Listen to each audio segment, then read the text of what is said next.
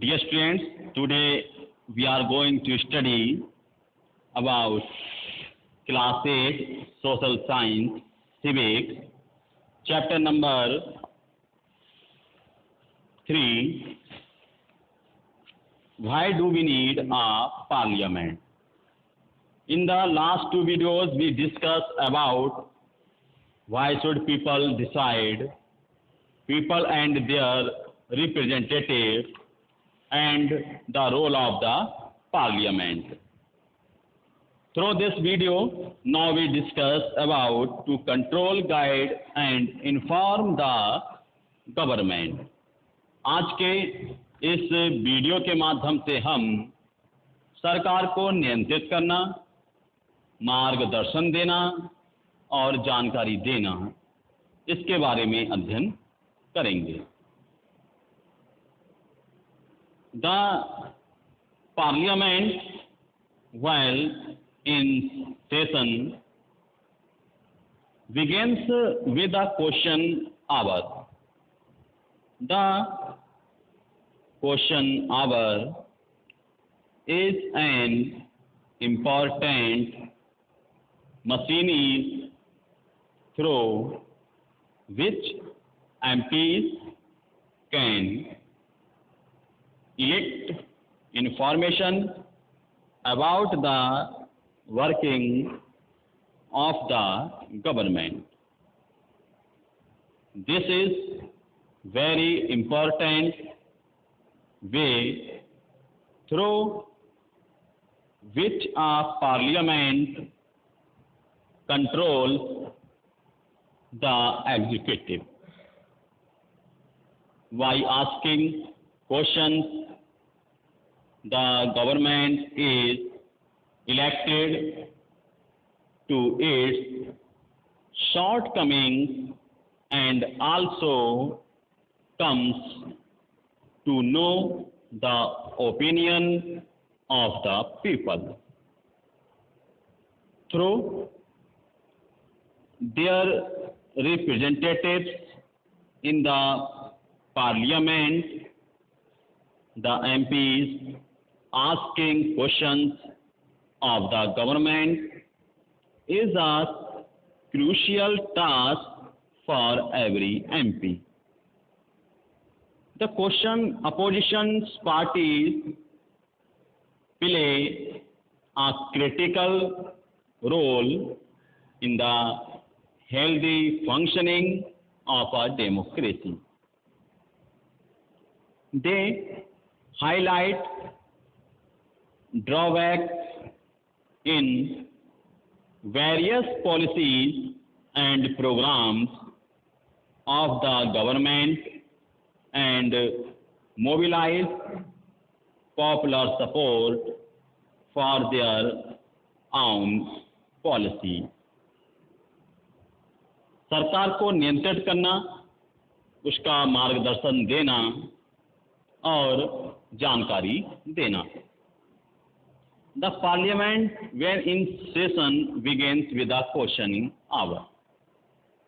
जब संसद का सत्र चल रहा होता है तो उसमें सबसे पहले प्रश्नकाल होता है.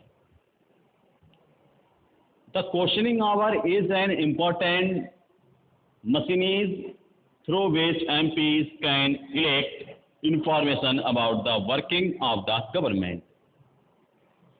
प्रश्नकाल एक महत्वपूर्ण व्यवस्था है. इसके माध्यम से सांसद सरकार के कामकाज के बारे में जानकारियां हासिल करते हैं. इसके जरिए संसद कार्यपालिका को यानी एग्जीक्यूटिव को कंट्रोल करती है, यानी नियंत्रित करती है. क्वेश्चंस के माध्यम से सरकार को उनकी खामियों के प्रति आगाह किया जाता है. इस तरह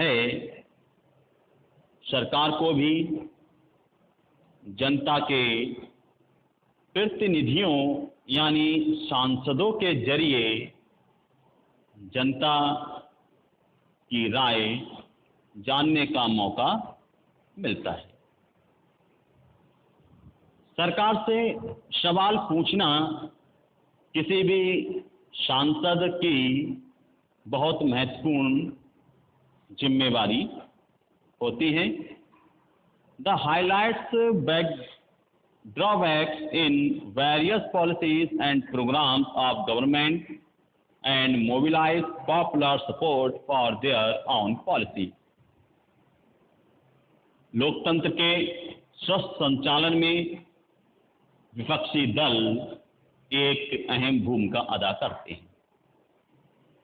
वे सरकार की नीतियों और कार्यक्रमों की कमियों को सामने लाते हैं और अपनी नीतियों के लिए जन समर्थन जुटाते हैं। The government gets valuable feedback and it kept on its toes why the questions asked by the MPs. In addition, in all matters dealing with finances, the Parliament's approval is crucial for the government. This is one of the several ways in which the Parliament controls, guides, and informs the government. The MPs, as representatives of the people, have a central role in controlling, guiding, and informing Parliament, and this is a key aspect of the functioning of Indian democracy. The government gets valuable feedback and it's kept on its toes by the questions asked by the MP.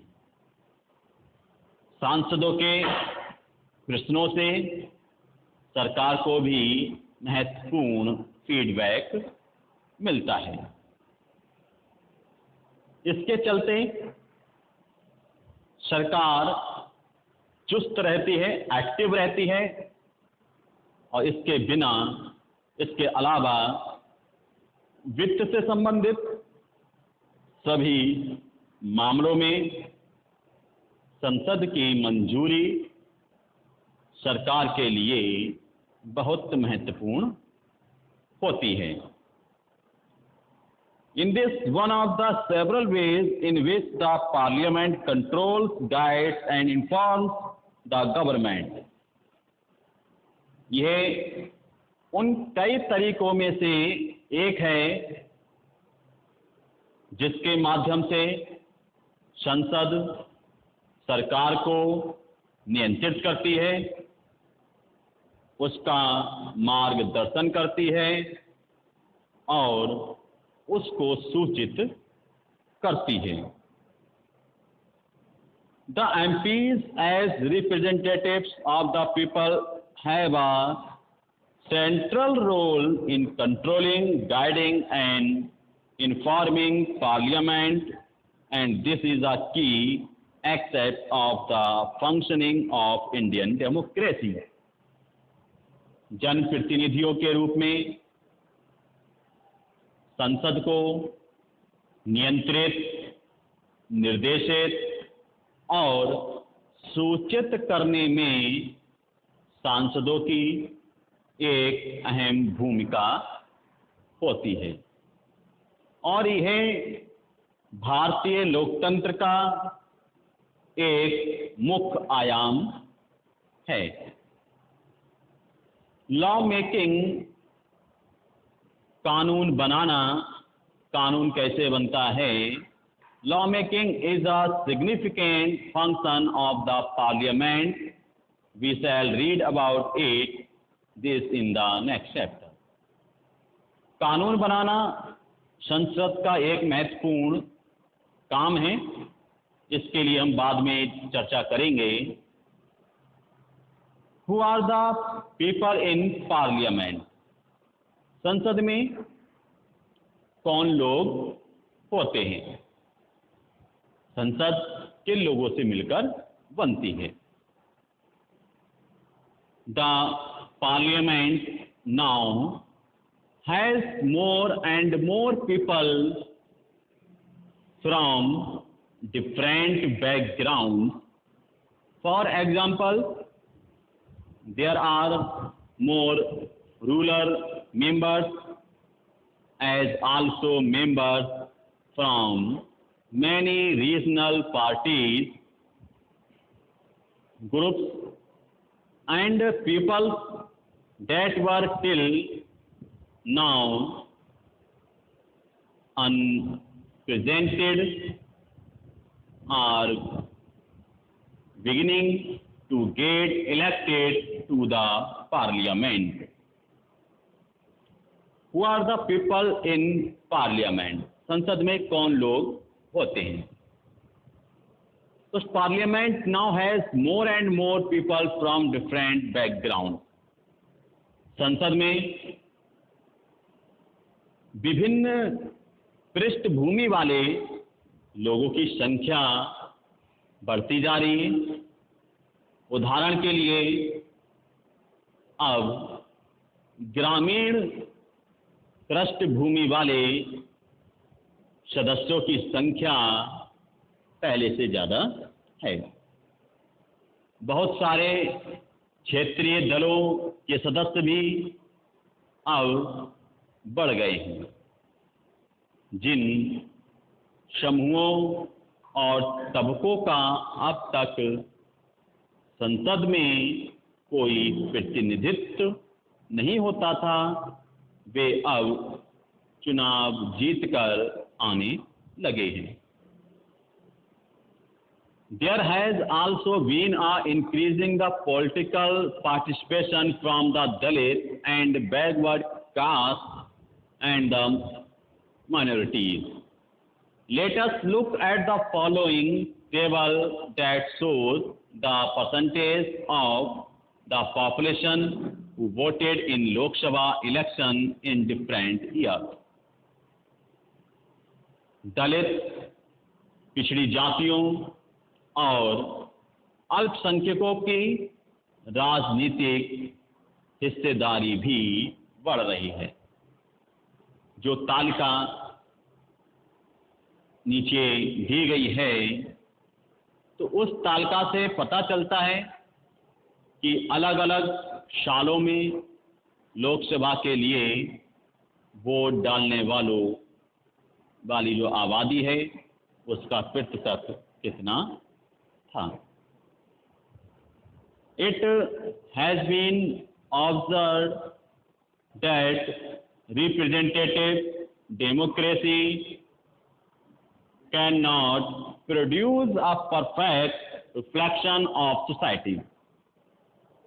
There is a relation that when interests and experiences separate us, it is important to ensure that communities that have been historically marginalized are given adequate representation. With this in mind, some seats are reserved in the parliament for SC and ST. This has been done so that the MPs elected from these constituencies will be familiar with and can represent Dalit and Adivasi interests in Parliament. It has been observed that representative democracy cannot produce a perfect reflection in society.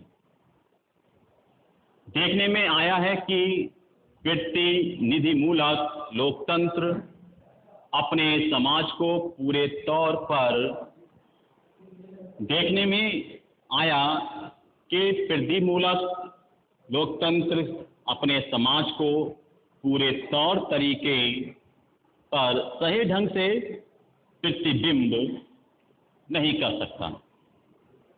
यह बात साफ दिखाई देने लगी है कि जब हमारे हित और अनुभव अलग अलग होते हैं तो एक समूह के व्यक्ति सबके हित में आवाज़ नहीं उठा सकते। इसी बात को ध्यान में रखते हुए संसद में कुछ सीटें अनुसूचित जातियों यानी एससी और अनुसूचित जनजातियों यानी एसटी के लिए आरक्षित की गई हैं। ऐसा इसलिए किया गया है ताकि इन चुनाव क्षेत्रों में केवल दलित आदिवासी उम्मीदवार ही जीतें और संसद में उनकी भी उचित हिस्सेदारी रहे। It has more recently been suggested that there should be preservation of seats for women. This issue is still being debated. 60 years ago, only 4% of MPs are women, and today it is just above 9%. This is a small share when you consider the fact that half the population are women. इसी प्रकार हाल ही में महिलाओं के लिए भी सीटों के आरक्षण का सुझाव पेश किया गया। इस सवाल पर अभी भी बहस जारी है। 60 साल पहले संसद में केवल 4% महिलाएं थीं, जो आज उनकी संख्या 9% से भी ऊपर जा पहुंची है। This is a small share when you consider the fact half the population are women. जब आप इस बात पर ध्यान देते हैं कि आधी आबादी औरतों की है, तो यह साफ हो जाता है कि संसद में उन्हें बहुत कम जगह मिल रही है। इसी तरह से this is a issue this kind that forced the country to ask certain difficult and often unsolved questions about whether our democratic system is representative enough. The fact that we can ask these questions and are working towards answer is a reflection of the strength and the faith that people in India have in a democratic form of government. इसी तरह के मुद्दों की जगह आज हमारा देश ऐसे कुछ मुश्किल और अनसुलझे सवालों से जूझ रहा है कि क्या हमारी लोकतांत्रिक व्यवस्था वाकई प्रतिनिधित्व है या नहीं। हम ऐसे सवाल पूछ सकते हैं और उनके जवाब ढूंढने की कोशिश कर सकते हैं। ये बात लोकतांत्रिक शासन व्यवस्था की ताकत और उसमें भारत के लोगों की आस्था को झलकाती है।